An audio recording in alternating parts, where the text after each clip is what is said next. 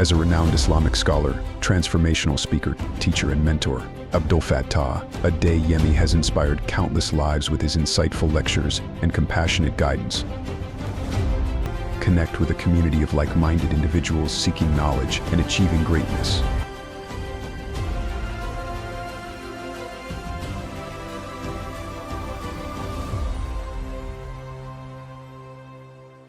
Assalamu alaikum wa rahmatullahi ta'ala wa barakatuhu. My name is Abdulfattah Adeyemi, and this is a continuation of our discussion on the topic of the validity of divorce in Islamic marriage.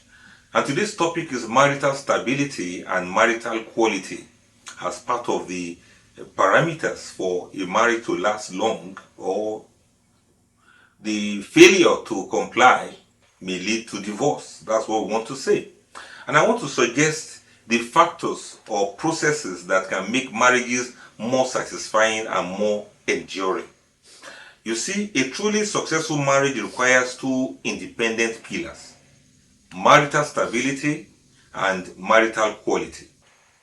One without the other creates an imbalance that threatens the foundation of the relationship. As for pillar one, that's marital stability, the foundation. Marital stability refers to the structural integrity, just like in buildings. It refers to that structural integrity and durability of the marriage. It is like talking about the stability of a building or a bridge. It is the commitment to persevere through challenges and honor the covenant of marriage itself. It's the promise to not abandon the ship during the storm. And there are some key components of this stability: the commitment to the covenant, that's the akudu, viewing the marriage as a binding, a promise to Allah and one spouse, and beyond mere emotions. In other words, look at it as a covenant, a promise to Almighty Allah, and look at it as something that goes beyond emotions of romance. It's a very serious matter. And that is one of the components that can guarantee that stability. The second component is patience, that is sabr. Exercising perseverance through financial hardships, through health issues, and personal differences. That's another component of what we refer to as what can bring stability. Now let me mention some other components. Religious duty, that's understanding that upholding the marriage is an act of worship and fulfilling an obligation. There should also be resilience against external pressures, that's shielding the marriage from undue interference from in-laws, community gossip, or societal trends that normalize divorce for trivial reasons. So extolling the importance of this stability is very important, and let me make an attempt to do that. Stability provides the secure framework within which a marriage can survive. It is the anchor that holds fast during inevitable periods of difficulty, during times of low affection, or times of external crisis. It is the manifestation of the Qur'anic verse that says, وَعَاشِرُهُنَّ بِالْمَعْرُوفِ, live with each other in kindness, live with your wives with kindness. Quran chapter 4 verse 19. And which is a command of Almighty Allah. It requires consistent action, not just fleeting emotion. So a stable marriage provides a secure environment for children, and it's a cornerstone of a stable society.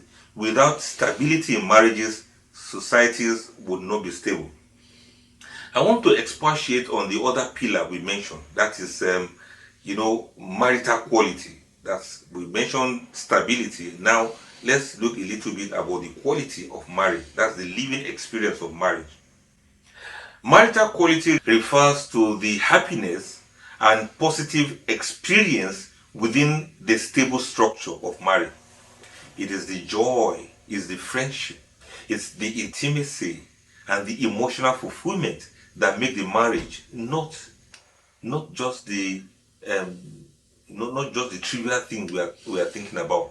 It is the beauty inside the fortress. And when we talk about marital quality, this is also very important. And among the things that can guarantee marital quality We have effective communication, that is, to speak kindly. The Quran says, وَقُولُوا لِلنَّاسِ حُسْنًا. Speak kindly, listen attentively, and resolve disputes with wisdom and respect, And then we have emotional intimacy and friendship as part of what can bring about the quality of marriage, being each other's best friend, confidant, and source of comfort to one another. Then we have kindness and appreciation, that's ihsan, regularly expressing gratitude, showing affection, and fulfilling each other's emotional and physical rights. These are sure to guarantee the quality of your marriage.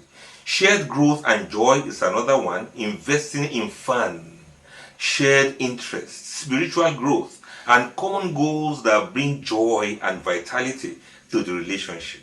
And this is very, very important. In fact, while stability prevents divorce, quality prevents misery. Some people are still married, they are not divorced, but they are miserable. It's because their marriage may have stability, but may not have quality. A marriage with high quality is filled with the sakina, the tranquility, and rahmah, mercy of Almighty Allah. It transforms the relationship from a mere contractual obligation into a deep soul-nourishing partnership. And that's why the Prophet said, the best of you are those who are best to their wives.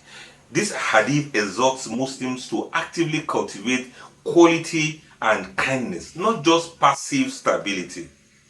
Now, how beautiful will it be if we can just combine the two? Allahu Akbar. If we can combine both, we may likely arrive at a divorce-proof marriage. A marriage strong in both pillars is truly divorce-proof. Stability without quality creates a hollow, miserable union. It creates a prison where spouses are together in the name only, devoid of love and joy. This contradicts the Islamic objective of finding comfort and love in one's spouse. Quality without stability creates a fragile, conditional relationship. It's a kind of a house of cards that can collapse anytime. When intense emotions fade or serious hardships arise, the lack of deep commitment and patience lead to abandonment. Then you see a high quality marriage built on quicksand. Now, what about the synergy? Combining both of the quality and stability. This creates a powerful synergy. Stability provides the safe space for quality to grow. You get the connection now. Stability is what provides the safe space for quality to exist and to grow. Knowing that the foundation is secure allows couples to be vulnerable. They invest emotionally and they work through issues without the fear of immediate collapse. Quality fuels and reinforces stability. The love, the friendship, and the joy generated make partners want to stay committed. It provides the positive motivation to exercise patience during hard times. It makes the duty of stability to become a pleasure. Nobody wants to live a stable and quality marriage. Everybody wants to stay where things are okay. The most formidable marriage is the one that is both an unshakable fortress, that's stability, and a beautiful garden, that is quality. The fortress protects the garden from the storms of life, and the garden makes the fortress a place worth defending. By consciously nurturing both the commitment to preserve quality and the effort to cherish quality, because that's another thing. You need to cherish the quality, you need to appreciate it, you need to cultivate it. Couples fulfill the wisdom behind Islamic matrimony, and they are able to build a relationship that is a source of everlasting blessing in this life and in the hereafter. So we want to encourage couples to seek help, to seek assistance whenever they see that the quality and the stability of the marriage is being threatened. We should try to see that we are not shy from asking for help when we need help. And you see, men and women, sometimes men ask for divorce, sometimes women ask for divorce, sometimes men seek advice, sometimes women are even the ones who seek advice more than the men. Sometimes it is women who look for help more than the men. But whatever it is, let us ensure that we all recognize the fact that we can't know it all and we cannot do it all. We have to make the effort and ensure that divorce happens to be the last option in everything that we do. I want you to, on your own, check out some of the verses of the Quran that talk about divorce. Quran chapter 65 verse 1 Surah to Talaq, you get to see that divorce is the last resort. It's not something that we should play with. It's not something that we should joke with. It's the last option in everything, because we have to think of the children. We have to think of the families. We have to think of everybody that is involved. And matters of reconciliation have been called for by Islam. We must find ways of reconciling. You see that in so many verses of the Quran. Check Quran chapter 4 verse 19. You also see some other verses that are talking about reconciliation and the fact that the wife should call for reconciliation if she fears injustice from the husband. Quran chapter 4 verse 128. And then, if you fear a breach between the couples, the arbiters may need to come in. This is a religious call. It's a duty. It's not a matter of, okay, let me mind my business. When you see couples that are struggling to keep their marriages together and they need help, it is your duty as a learned person, as a clergy, as a counselor, as a friend, as an in-law, even as somebody who attend the masjid together with the couples. You should not say it's none of your business. This is very important. Try to step in with wisdom and with uprightness, so that if there's any need for divorce, then it's going to be very clear that everybody did their best in that regard. Divorce in a case of such, if weighed up against the disaster of family disintegration, it will be less disastrous because everybody already knows what is involved.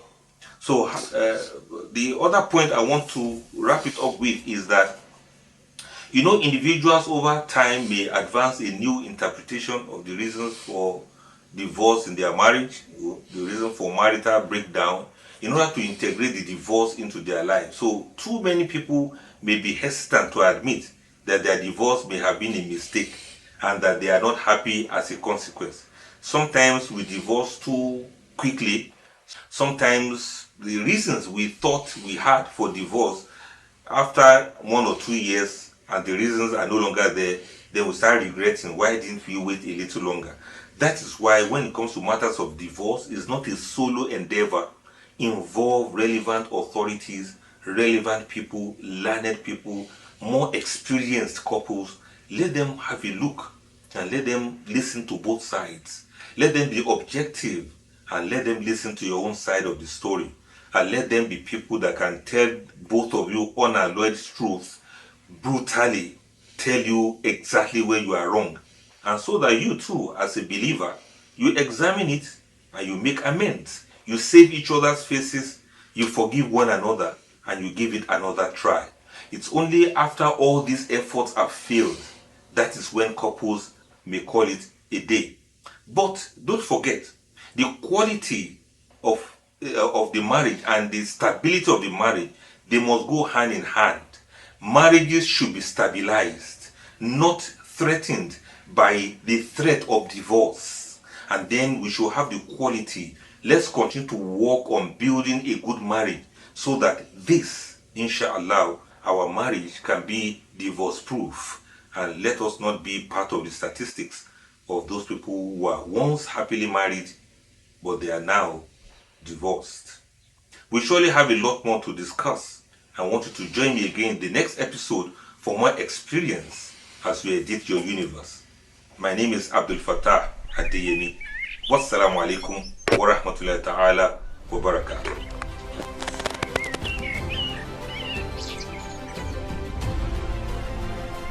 Acquire Abdulfattah Adeyemi's soul-lifting handmade masterpieces and experience the divine beauty of Islamic artistry. Book counseling and therapy sessions to access a safe space to heal and thrive. Join the community. Transform your life. Edit your universe.